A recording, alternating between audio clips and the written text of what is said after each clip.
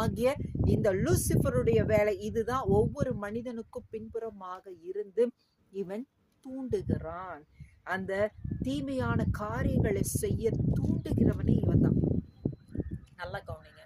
இதுல ஒரே ஒரு விஷயம், சாதாரணமான விஷயம் பார்த்துட்டீங்கன்னா, ஒரு மிகப்பெரிய ஒரு ஒரு நம்மளால வாயில எக்ஸ்பிளைன் பண்ண முடியாத விஷயங்கள, கொடூரமான காரியங்கள்லாம் சில நபர்கள் செஞ்சுடுவாங்க.